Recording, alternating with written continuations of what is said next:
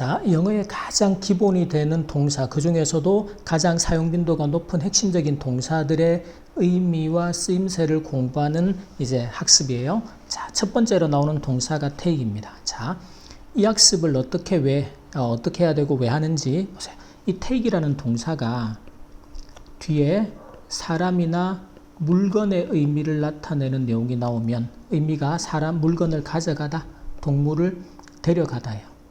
자, 그러면 거기서 공부가 그치지 말고 뒤에 어떤 장소가 나오겠죠. 그러면 그 장소로 가져가고 데려가다. 그러면 장소의 명사 앞에서 장소로, 그 장소로 라고 방향을 나타내는 전치사 to하고 함께 쓰는 경우가 아주 많을 거다. 그러니까 대부분의 전치사는 동사의 의미가 결정을 한단 말이에요. 그러니까 그런 걸 생각해야 돼. 자, 그리고 이 take이라는 동사가 뒤에 보세요. 교통수단이 나와요. 버스나 택시 같은. 그러면 교통수단을 타다라는 뜻이 돼요. 그 다음에 이 구조에서는 이제 예를 들어 버스를 타는데 학교에 가기 위해서 뒤에 뭐뭐 하기 위해서라고 목적의 의미를 나타내는 구조들이 많이 나옵니다. 항상 그런 건 아니지만. 그래서 목적을 나타내기 위해서 to 부정사 형태가 함께 나오는 경우가 많다. 자, 그 다음에 이 take이 뒤에 시간을 나타내는 표현이 나오면 시간이 걸리다라는 뜻이 돼요. 자, 우리가 이 기본 동사들 보세요. take이라는 자주 만나고 하는 아주 쉬운 동사지만 이 take이 뒤에 어떤 내용이 따라 나오는가에 따라서 의미가 이렇게 달라지더란 말이지. 그래야 이 구조들을 알아야 해석을 정확하게 할 수 있다. 그리고 나중에 서술형을 쓸 때도 마찬가지. 뒤에 전치사 to가 나오는 것도 그렇고 목적을 나타내는 to 부정사가 나오는 것도 이 동사가 사용되는 쓰임새하고 의미를 정확히 이해하면 충분히 스스로 판단할 수 있단 말이지. 외워서 쓰는 게 아니고. 단어의 뜻이나 기본적인 개념은 암기하고 해야 되지만 개념을 이해하고 쓰임새들을 이해하고 적용하는 것은 생각하는 힘에서 나온단 말이에요. 그래서 무조건 쓰고 암기하지 말고 암기할 거는 암기하되 생각해서 여러분 스스로가 실력으로 쌓아놓았던 것들을 끄집어내서 적용할 수 있는 것들은 그렇게 해야 됩니다. 그래야 실력이 는단 말이에요. 자, 이제 그래서 여러분이 요점 정리할 때, 노트에 요점 정리할 때는 이렇게 하래요. 자, take의 1번은 뒤에 사람이나 물건이 나온다. 그러면 뜻이 사람이나 물건을 가져가다, 데려가다. 의미. 그리고 뒤에는 장소가 나와서 어디로 데려가다 해서 방향을 나타내는 to가 나온다. 두 번째는 이 take이 뒤에 교통수단이 나올 때는 교통수단을 타다. 그러면 뒤에는 뭐뭐 하기 위해서 목적을 나타낼 때 어디로 가기 위해서 누구를 만나기 위해서 그럴 때는 목적을 나타내는 to 부정사가 많이 따라오더라. 그 다음에 세 번째는 이 take이라는 동사가 뒤에 시간을 나타내는 표현이 나올 때는 시간이 걸리다라는 뜻이더라. 이렇게 개념 정리를 완벽하게 해둡니다. 자, 그리고 이 3번의 형태에서 it이라는 주어를 좀 공부를 해야 되는데 이 주어를 우리가 비인칭 주어라고 해요.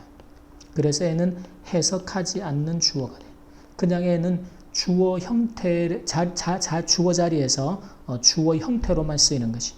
그래서 이게 뭔가 하면 우리가 흔히 날씨, 시간, 그리고 뭐 명암이라 그래서 밝고 어둠 이런 걸 나타낼 때는 주어를 비인칭 주어 it을 쓰고 it은 해석하지 않는다. 그래서 지금은 10분이 걸린다. 학교까지 가는데 이렇게 해석했습니다. 그것이 10분이 걸린다라고 해석하지 않는단 말이지. 그래서 지금처럼 시간을 나타낼 때 비인칭의 주어 it을 사용한다. 자, 그렇게까지 개념 정리를 해두고 자, 그 다음 내용들은 여러분이 하나하나 채워서 내 맘대로라고 되어 있는 건 빼고 여기 필통이나 단어 표현들은 앞에 다 나와 있습니다. 단어 이제 표현들이 조금 헷갈리면 참고해서 자, 그렇게 과제를 하고 자, 요 두 번째 패턴에서는 보세요. 요걸 쓸 때 여러분이 항상 동사의 시제와 동사의 수, 즉 이 동사가 단수인지 복수인지를 항상 생각을 해야 돼. 반드시. 자, 그래서 주어가 나는 가져간다가 동사죠. 한국말에서 주어 동사 표시해서 가져간다. 무엇을 목적어 나오겠죠? 내 필통을. 그래서 my pencil 케이스를 그러면 그 뒤에 어디로 학교에가 학교로예요. 그러면 이게 방향에 to 쓰고 to school 이렇게 써주자. 이렇게 하나하나를 이제 훈련합니다. 그렇죠? 자, 그러고 이제 요 통문장 쓰기가 여러분이 본격적으로 자, 통문장 쓰기라는 게 결국 서술형이에요. 첫 번째는 어순 판단을 합니다. 반드시 주어 동사를. 삼국말에서 보세요.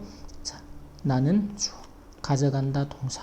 그 다음에 지우개 하나를이 목적어가 되겠죠. 동사 뒤에는 목적어가 나올 테고. 그리고 나면 동사에서는 반드시 동사의 시제 그리고 동사의 단복수라는 수일치를 판단해요. 그래서 가져간다, 뭐뭐 한다 이렇게 이런 건 이제 사실은 일반적인 사실이라 그래서 내가 항상 그래. 쉽게 말하면 나는 자주 그렇게 항상 그래. 이런 것들은 다 현재 시제로 쓰게 됩니다. 그래서 take 현재, an eraser를 그 다음에 장소를 나타내는 to하고 함께 to school 이렇게 쓰겠죠. 그러니까 예를 들어 3번 같은 경우를 보면 나는 가져갈 것이다. 얘는 가져갈 것이다니까 시제가 뭐가 되는 거예요? 미래가 되죠. will take 무엇을? 책가방을 어디로? 학교에, 장소에, to school 뭐 이런 식으로 이거 뭐 my school bag 이렇게 나오겠죠. 그래서 여러분이 요 구조들을 하면서 동사 take의 쓰임새들도 다 하나하나 적용을 하지만 서술형을 쓰기 위해서 자, 첫 번째 어순 판단이 가장 중요하다. 그래서 뭐부터 찾자? 한국말에서 주어 동사부터.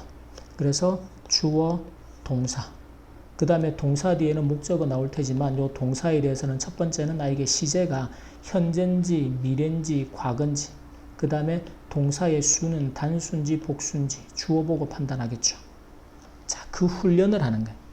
그렇게 해서 하나하나 써보고 자, 이거 다 하고서 여러분이 이제 답 체크할 때는 지워서 쓰지 말고 틀린 부분을 반드시 색깔 있는 펜으로 고칩니다. 그래서 쌤이 딱 보면 어떤 부분이 틀려서 맞게 고쳤는지를 한눈에 볼 수 있게. 그러면 이제 그걸 왜 하는가 하면 여러분이 어차피 반복해서 틀리는 내용들이 나온단 말이야. 그건 아직까지 그 개념이 완벽하게 머릿속에 자리를 못 잡고 있고 그 학습이 여러분의 학습으로 완전하게 안 만들어져 있다라는 거예요. 그러면 그 부분들을 하나하나 또 채워가면서 공부가 앞으로 가야 되거든. 그러니까 그런 걸 파악하기 위해서 여러분이 틀린 부분들을 고칠 때 지워서 고치는 게 아니라 반드시 색깔 있는 펜으로 고쳐서 쌤이 딱 보고 어떤 내용들을 반복해서 틀리는지를 확인할 수 있도록. 그래서 그런 부분들을 보완해 나가면서 하나하나 또 채워가면서 공부는 계속 앞으로 나갈 수 있도록. 자, 여기까지 영어의 가장 핵심인 기본 동사 take에 대한 학습 공부 마치겠습니다.